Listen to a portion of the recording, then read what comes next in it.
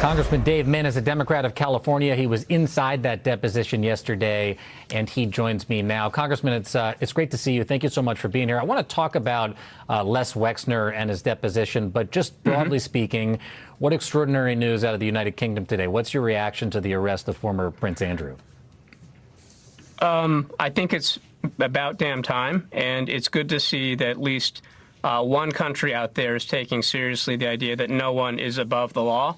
And I think that's an important principle both in the United Kingdom and here in the United States. And as has been said by others, if princes can go to jail, so can presidents. And I think there's a lot of evidence to suggest that at the very least there ought to be criminal investigations into some of the most powerful people here in the United States, including President Trump. About whether Trump and Epstein, Wexner had seen them together at all, his response to you all was the coincidence of them being together at an event. It could have been that, but I have no specific recollection, is what he said in his puffy vest.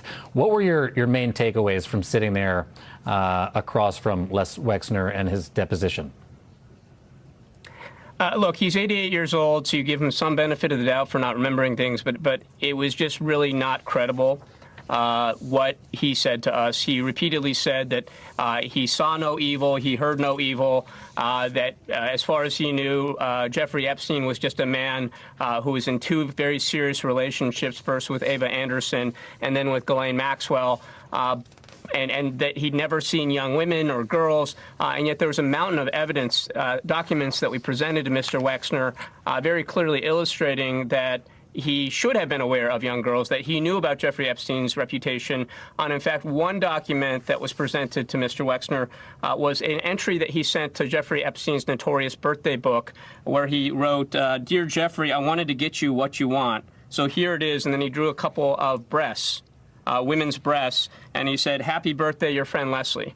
Now, for someone who claimed that Jeffrey Epstein was essentially a saint, that is just preposterous. And when we asked him about it, he said something to the effect of, Jeffrey was a bachelor. I thought it would be something that he'd appreciate. But again, really contradicted what he had said earlier. And it's just hard to believe what Mr. Wexner is saying, given that everyone else out there has said that Jeffrey Epstein was well known to be a player, that he had these massive parties with women and young girls, kind of an open secret. And again, Wexner, I don't know why he took the stand, but it felt very clearly like he was lying to us.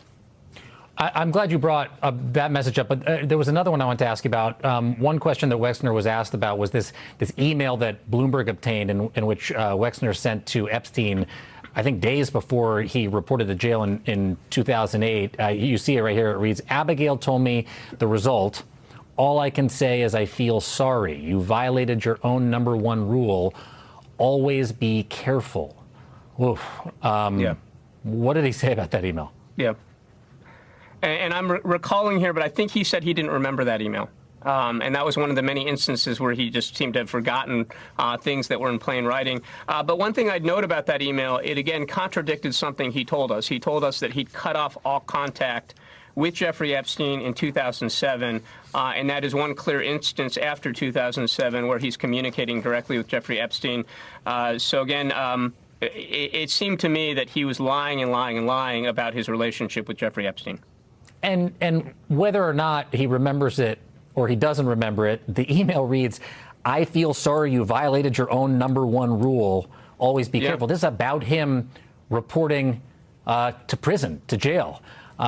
It's right there on your screen. All you got to do is take a look at it. Congressman Dave Min, I know Hillary Clinton and Bill Clinton are coming up. I'm sure we're going to want to be talking to you a lot more. I appreciate you being here. Thanks so much.